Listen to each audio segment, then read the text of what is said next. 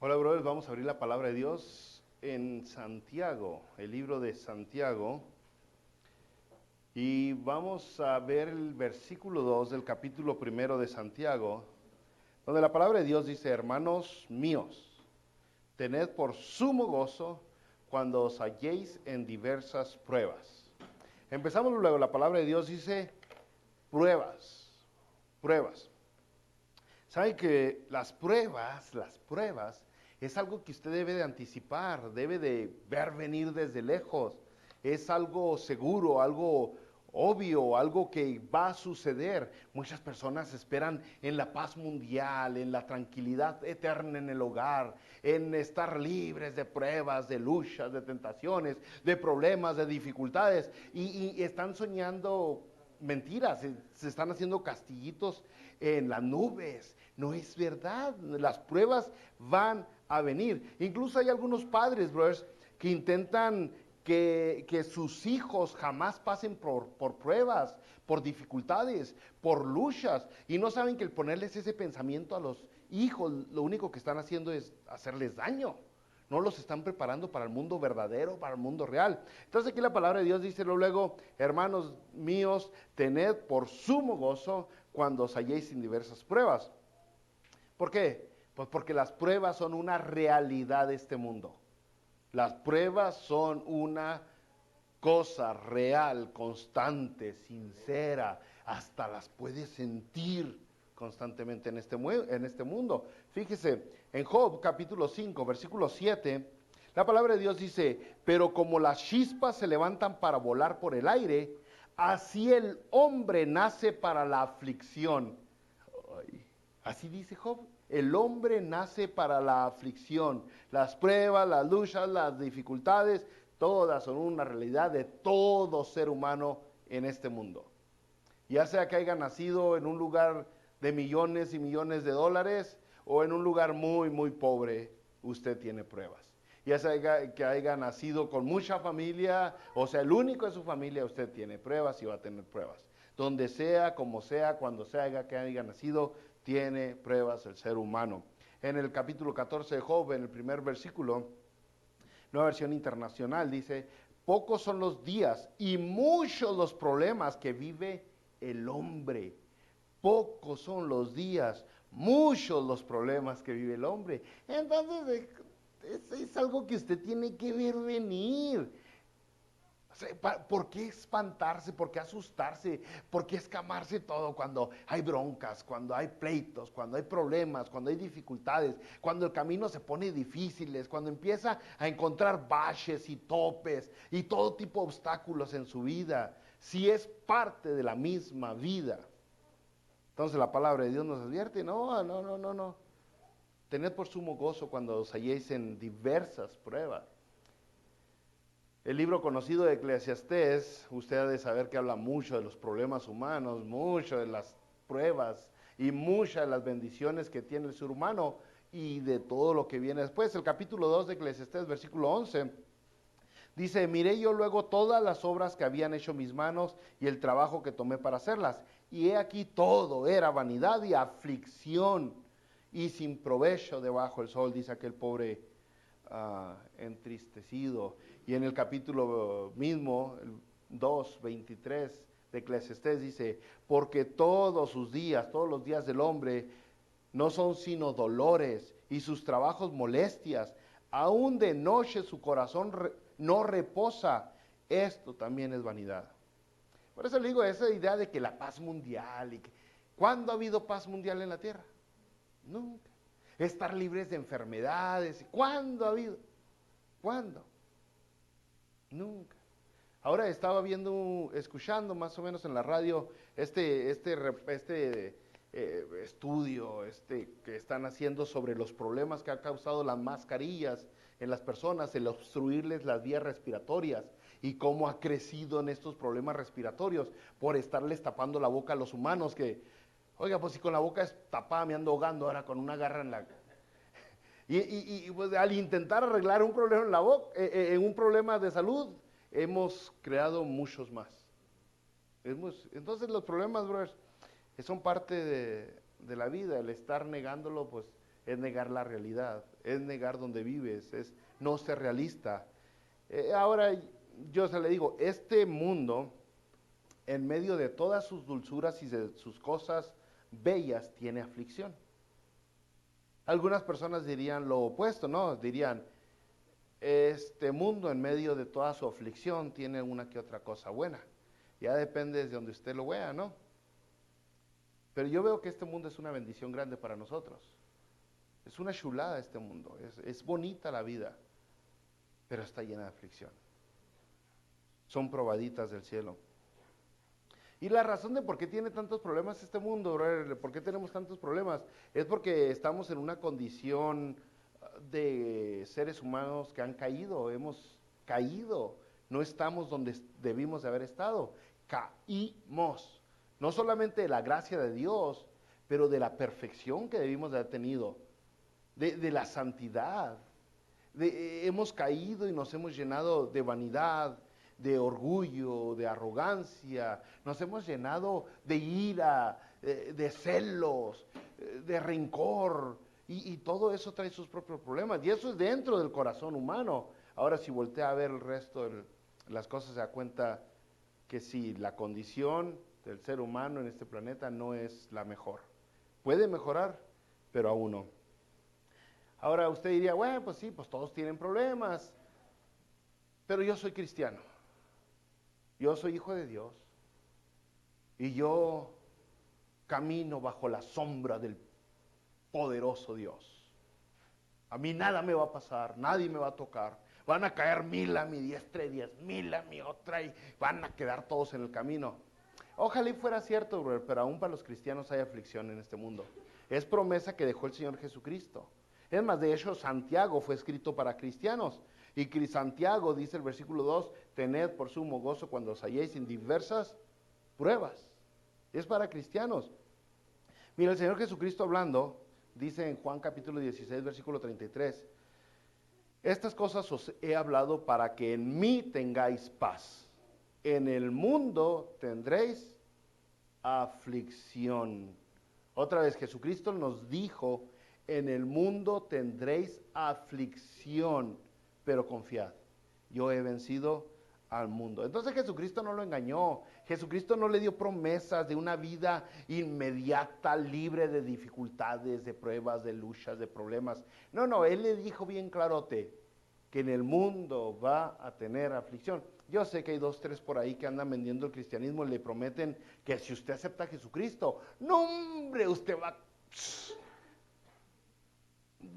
su vida va a ser una perfección tremenda y los problemas se le van a ir y va a tener prosperidad y abundancia, se le va a retirar el diabetes, el cáncer, la alta presión, los dolores de cabeza, los problemas de sinusitis, dolores de espalda, las rodillas que le rechinan y demás. O sea, es mejor que la pomada a la campana este asunto. Pero en realidad, según la palabra de Dios, según Jesucristo, en el mundo tendréis aflicción. A los cristianos dice. La diferencia, brother, en las dificultades cuando uno está sin Cristo a cuando uno está con Cristo, es que ahora estos problemitas tienen un propósito, tienen un porqué, no son causa de la chiripa, no son partes del caos, sino hay una razón de por qué está pasando en su vida lo que está pasando. Hay un porqué. En el mundo hay un caos total, están en un mundo que va sin rumbo.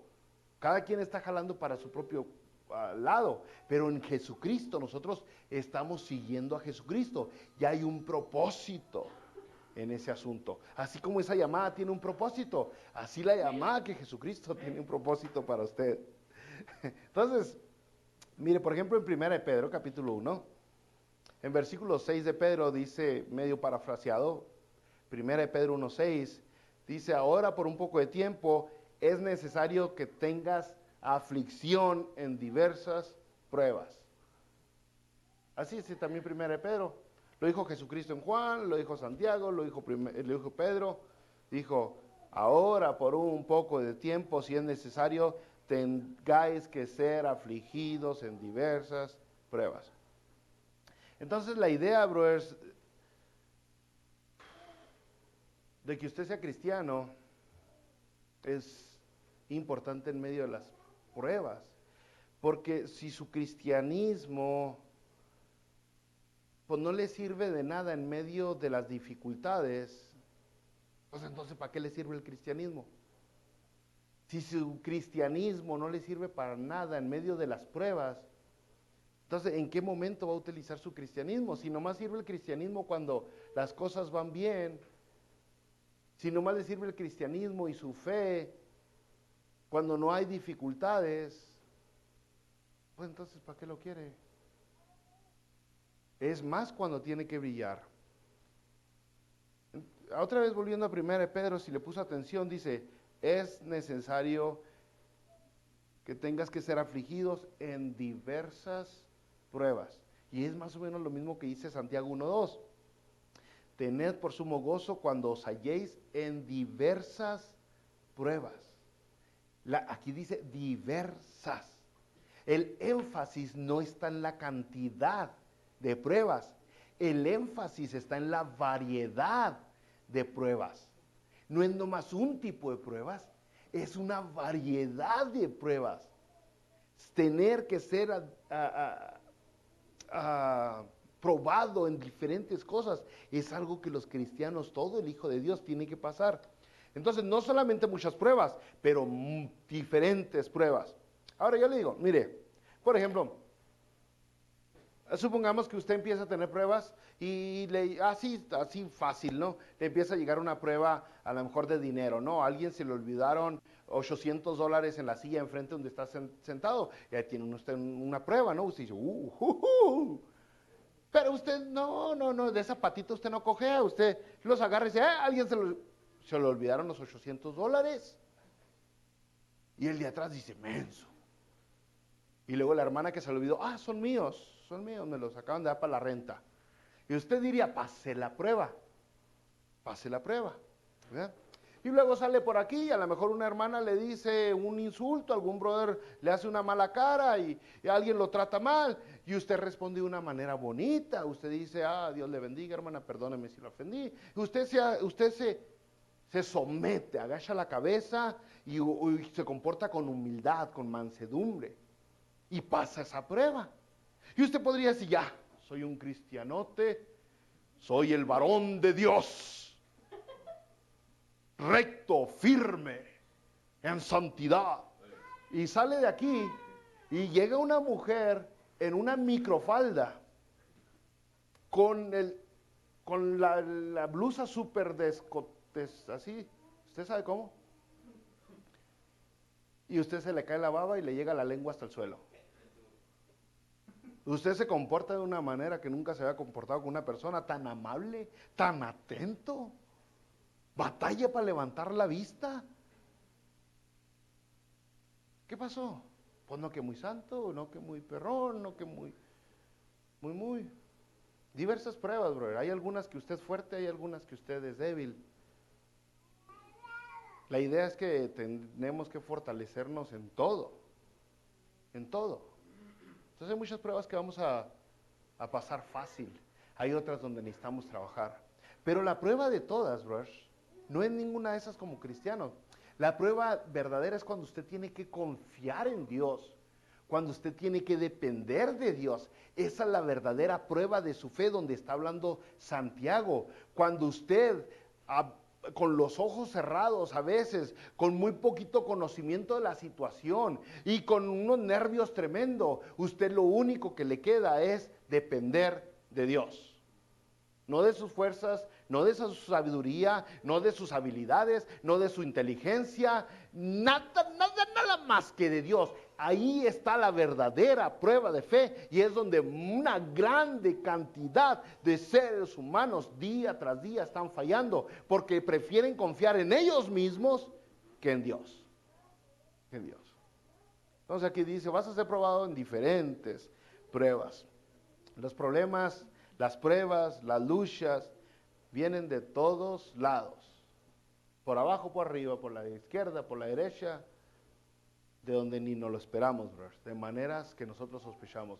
Y a veces se disfrazan como algo bueno. No crea que las pruebas son nomás como algo negativo. Aquí la palabra no implica nomás lo negativo, diversas pruebas. Está hablando que a veces las pruebas se van a disfrazar como algo bueno, como algo que usted considera, wow, qué bueno, Dios me está dando esta bendición. ¿Será Dios o será una distracción que viene de otro lado?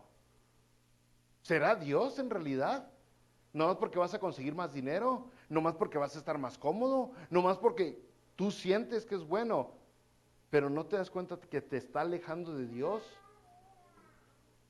Entonces las pruebas en realidad vienen de diferentes lados, brother, de diferentes lados. Usted diría, pues, ¿qué es una prueba, no? Pues las pruebas a veces no son fáciles de identificar, brother, no son fáciles de identificar las pruebas. Pero llega un momento cuando la prueba se descara, así, ¡pum! Cuando yo dice, caray, creo que esto en lugar de beneficiarme, me hizo mal. Entonces la prueba termina rompiendo con la paz. La prueba termina acabando con la armonía. La prueba termina con la tranquilidad. Eso es lo que hace la prueba. Eventualmente se descara, si no es que desde el principio, y se roba la paz que usted tenía. Eso es lo que hace la prueba. Ahora, a veces la prueba, brother, y muy seguido viene como consecuencia de nuestras decisiones, ¿eh? Eso es, como consecuencia de nuestras decisiones. Y no le estoy diciendo tampoco de una manera negativa, pero hay veces que nuestras decisiones son justas y hay veces que nuestras decisiones son injustas. Hay veces que nuestras decisiones son correctas, hay veces que no lo son. Hay veces que nuestras decisiones son morales, hay veces que son inmorales. Lo que sea, hay consecuencias, hay consecuencias, hay consecuencias. Y el que tiene que pasar por las consecuencias de eso es usted. O sea, hay gente que ahorita toma malas decisiones y está pasando por luchas y luego le pregunta a Dios por qué. Oye, pues tú eres el que va y se embarra allá y luego después andas quejándote. Tú eres el que está haciendo eso y luego te quejas y le preguntas a Dios, ¿por qué yo, Señor? ¿Por qué yo? Pues porque tú fuiste el que decidiste tener como 3 novios. Tú fuiste el que decidiste agarrar 2 trabajos. Tú fuiste el que... Pero hay otras ocasiones que sí pasa pruebas. Por ejemplo, el más conocido, perdón, hijo, el más conocido es el trabajo, ¿no? Y es algo que yo lo he vivido muy, muy en carne. Tengo una colección de trabajos que los he perdido o los perdí en su tiempo con muy buen salario, pero me pedían trabajar los domingos. Tengo una colección grande de trabajos muy bien pagados. Yo, ahora trabajo el domingo. Bueno, ¿quién sufrió las consecuencias? Yo y mi familia por mucho tiempo. Y los que nos conocieron hace años sabrán de qué me estoy refiriendo, ¿no? Nosotros visitábamos mucho a los hermanos de la iglesia, pero no porque los extrañábamos, sino porque así nos daban comida. No le estoy mintiendo, es la verdad. Nosotros decíamos, okay, aquí, ¿dónde vamos a cenar mañana? Háblale a la hermana, a ver si la podemos visitar. Bueno, ahí nos dimos cuenta que la gran mayoría no son tan hospitalarios como eran en sus países, para así ponerlo, ¿no? En nuestros países la gente es tan hospitalaria, todavía ni baja el pie del carro y ya le están ofreciendo café y pan. Aquí apenas iba a tocar y ya corrieron a esconderse. Entonces usted se dará cuenta que las pruebas se ponen muy duras. ¿Pero por qué? Pues las decisiones que tomaste te traen pruebas. Y ahí es donde tú dices, ok, Señor, ¿agarro ese trabajo o sigo confiando en ti? Y es nomás un ejemplo ahí muy, muy ligero, muy conocido, ¿no? Pero a veces también, brother, las pruebas vienen de cosas que nosotros no tenemos nada que ver. No nomás por causa de nuestras decisiones, no nomás consecuencias de lo que de las decisiones que hemos tomado, pero a veces son cosas fuera de nuestro control. A veces son cosas que nosotros no tuvimos nada que ver con lo que está pasando y estamos pasando por pruebas, por luchas, por dificultades. ¿Qué hacer, pues? Aquí dice la palabra de Dios, hermanos míos, tened por sumo gozo, Santiago 1:2, cuando os halléis en diversas pruebas. Bueno, pues lo que tenemos que hacer es bien claro, está bien fácil, está en toda la Biblia. Se lo voy a poner así en, no sé si es español, la verdad, pero apeñúscate de Dios. Sí parece español, ¿verdad? ¿Qué hago en las pruebas? Apeñúscate de Dios, no te sueltes. No te sueltes ni por un momentito. Cuando mi hija Livni tenía como unos 4 años de edad, fuimos a un parque temático y ella se quiso subir en un juego que le hicimos todavía el sapito. Se llamaba Frog o Froggy. Y era unas sillitas, eran como 6 sillitas que subían hacia hasta arriba, bien bonito, tenían un sapito, colorcitos. Subían, no sé, muy alto y luego de repente los dejaba caer y ella dijo, yo me quiero subir a esta sillita, ok, súbase, mija. Ya cuando tuvo la primera caída, porque los caí, luego los subí, y los caía, mi hija se apeñuscó de esa cosa y tenía una cara de terror. Pero está en el video porque al principio estaba carcajando, porque se peñuscaba de esa cosa y caía y le veía la cara y parecía que no se acababa. Tuve que ir a decirle al operador, o lo pagas tú o lo pago yo. Porque, pregúntele. Y me dijo, yo lo pago. ¡Ay! No, en buena onda le dije, oye, ya baja mi hija, no seas malo, mira, se me está muriendo ahí arriba.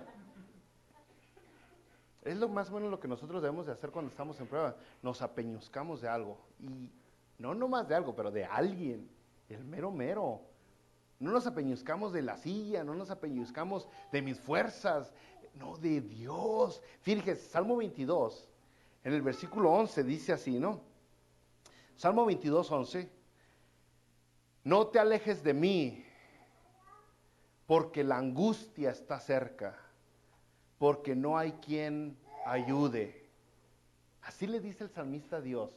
No te alejes de mí, porque la angustia está cerca, porque no hay quien ayude. Imagínese usted y yo en medio de las pruebas y poder reconocer que si no hay Dios, no hay nadie. Y con Dios es todo. Es muy triste ver a gente que cuando empiezan a tener problemas, se alejan de Dios. Se alejan de Dios.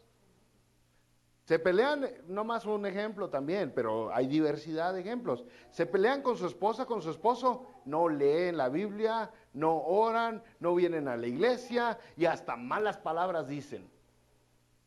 Y nomás se pelearon con la esposa, nomás se pelearon con el esposo.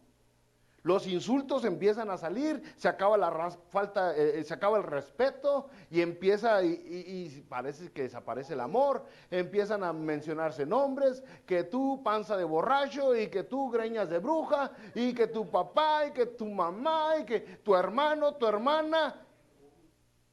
En medio de una prueba, a ver si has crecido tu humildad, salió todo menos lo cristiano. Entonces, ¿qué pasó? Pasaron la prueba, pasa un tiempo, se contentan y ni siquiera se piden perdón, ni le piden perdón a Dios y siguen su vida igualito. ¿Qué va a pasar la próxima vez que otra vez se calienten las cosas? Lo mismo, lo mismito. Es lo extraño, ¿no? Que la gente no cambia nada y espera que la próxima vez haya un resultado diferente. O sea, es extraño, pero no. Para que cambien las cosas, el resultado para que sea diferente, tienen que cambiar la fórmula. Tienen que cambiarle algo ahí. Y pasa el tiempo, están hartos, están fastidiados, ya están hastiados. Y luego llega un momento donde por fin se acuerdan de Dios y le dicen, ¿por qué Dios? ¿Por qué Dios? Pues no has pasado la prueba. No has pasado la prueba, no. Lo primero que hiciste fue alejarte de mí. Lo primero que haces fue correr. Es increíble, ¿no? Muchas de las parejas que han faltado a las iglesias, pues usted sabe, una o dos veces les llamamos, si mucho, cuando faltan a la iglesia. Y muchas de ellas nos dicen, pues la verdad es que me peleé con mi esposa. Nos peleamos, pastor. Ay, qué chido.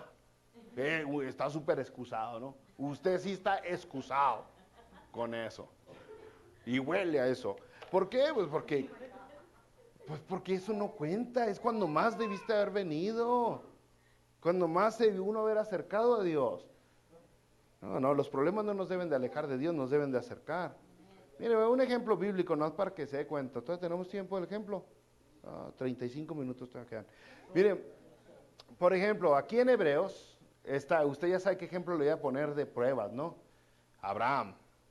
En Hebreo y en toda la Biblia nos da muchos ejemplos de gente que fue probado y pasó la prueba. ¿Ok? Gente que fue probado y pasó. Ejemplo de Abraham en Hebreos capítulo 11, versículo 17, dice la palabra de Dios, por la fe Abraham, cuando fue probado, ofreció a Isaac, su hijo. Abraham el papá, Isaac el hijo. Y dice otra vez Hebreos 11, 17, por la fe Abraham, cuando fue probado, ahí está, probado, ofreció a Isaac. O sea, si usted recordara la historia de Abraham, pues Abraham y su esposa eran estériles, o sea, la esposa de Abraham era estéril, no podía tener niños. Y Dios les prometió, les voy a dar un bebé, este es el niño de la promesa. De ahí van a ser padres de muchedumbre de gente, no hombre, ya tenían cachichén cuando por fin nace el bebé. Y cuando por fin nace el bebé, se llama Isaac, pues Abraham se vuelve loco porque tiene un hijo con su esposa. Y no hombre, si yo tenía 23 cuando naciste, 22, casi 23, ¿no? Casi maduraba. No hombre, se vuelve uno loco. Yo siempre les he dicho esto. Hay 3 cosas que te cambian la vida. Y si no te cambiaron la vida esas 3 cosas es porque no fue sincero. ¿Ok? Lo máximo que te cambia la vida es Jesucristo. Lo otro que te tiene que cambiar la vida es el matrimonio. Hay muchos que se casan y siguen comportándose como chavalitos. En serio, o sea, no. Pero si a una mujer, si a un hombre se casa y no le cambia la vida, algo está medio raro. Van a terminar, se lo digo de experiencia por lo de las parejas que hemos tratado que nunca maduran, terminan en divorcio. Y lo tercero que le cambia la vida son los hijos. Le cambia. Y hay personas que tienen hijos y no les cambia la vida el hijo. Siguen igual de greña suelta y de todo lo demás. Oye, si tu chavalito no te cambió la vida, y qué triste, ese niño va a crecer muy desatendido. Le va a faltar mucho amor. Pero bueno, yo me acuerdo, me emocioné mucho, ¿no? Chidote, ya me sentía que era un gran señor, ¿no? Así Abraham, ¿no? Pero él tenía cachichén. Y entonces, pues está divertidote, ¿no? Abraham con su hijo, no hombre, se la pasa de suerte, chido, ¿no? Y luego de repente le dice Dios que quiere que sacrifique así, que le encaje un cuchillo en honor a Dios, en un altar, a Isaac su hijo. Ah, caray. ¿Qué hace Abraham? Pues va, lleva a su hijo a Isaac, construye un altar. En ese momento me imagino que Abraham pensó, oye, pues es el hijo de la promesa. Ya estoy bien viejo y me lo ofreciste, ya ni modo que a los 120 tenga otro hijo. Y ahorita, ¿cómo? Pero aún así, ¿sabe qué hace Abraham? Ofrece al hijo. Va, construye el altar, acuesta al hijo y se prepara. Se prepara con dolor en su corazón, confiando en Dios, para ofrecer lo que Dios le pidió. A usted se le hará muy fácil eso, a lo mejor escucharlo, leerlo. Si lo hacemos de una manera personal, se nos damos cuenta que es difícil. Pero ¿cómo pudo Abraham hacer eso? ¿Cómo es que un humano puede llegar a esa fe tan grande y pasar esa prueba tan fuerte, tan poderosa? Si a veces no podemos ni despegarnos del sillón para venir a la iglesia y obedecer a Dios. A veces no podemos dejar de ganar un centavo por venir a Dios, que nos lo está pidiendo. Hebreos 10:25 lo dice bien claro. Y sacrificar a nuestro propio hijo. Bueno, la idea de cómo pudo Abraham llegar a este asunto fue con pruebas. De hecho, esta era su segunda prueba. La primera prueba la falló. O sea, Dios le prometió a Abraham, vas a tener un hijo. Pasó el tiempo y no tenía hijos. Pasó el tiempo y no tenía hijos. Pasó el tiempo y dijo Abraham, no, pues yo creo que yo le tengo que ayudar a Dios.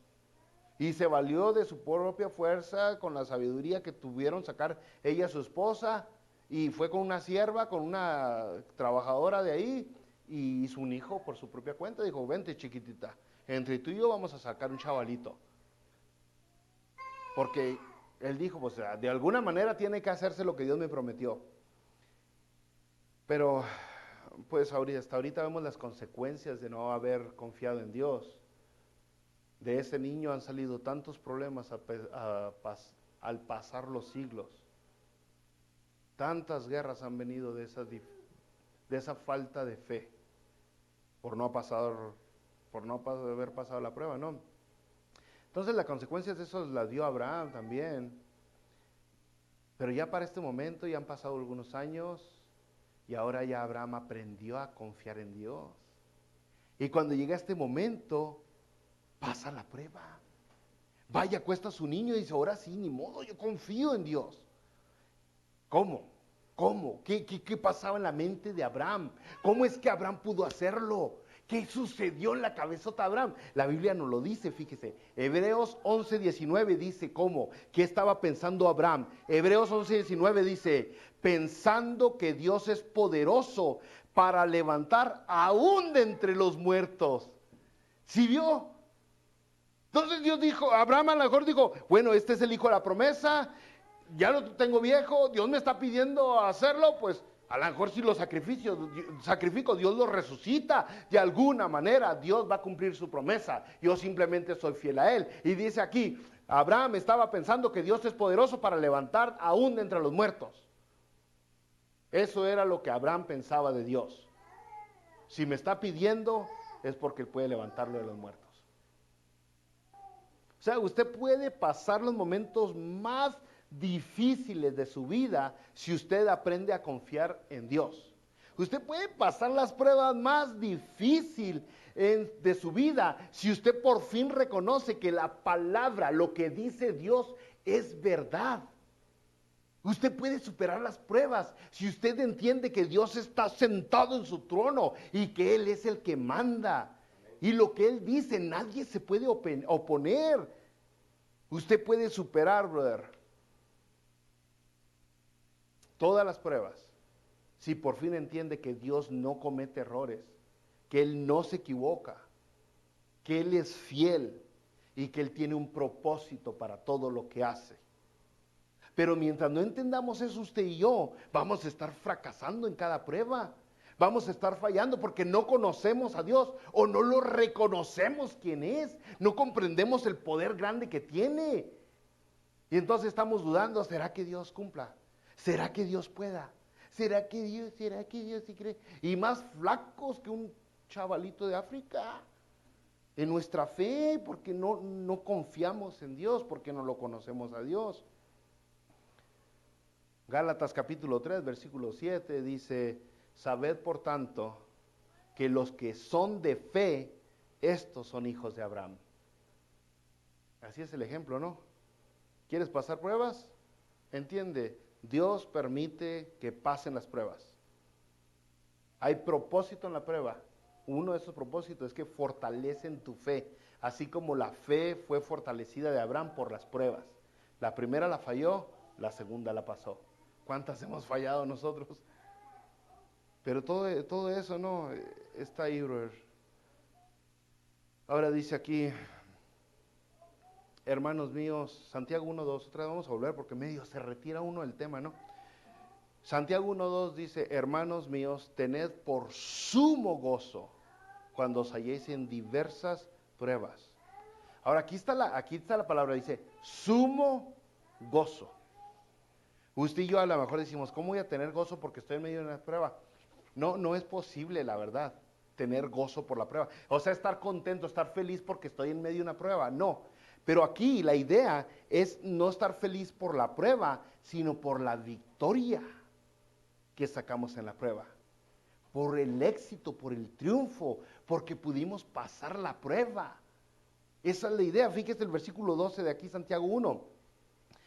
Bienaventurado el varón que soporta la tentación, porque cuando haya resistido la prueba, recibirá la corona de vida que Dios ha prometido a los que le aman. Otra vez dice, bienaventurado quien haya soportado la tentación, porque cuando haya resistido la prueba, recibirá la corona de vida.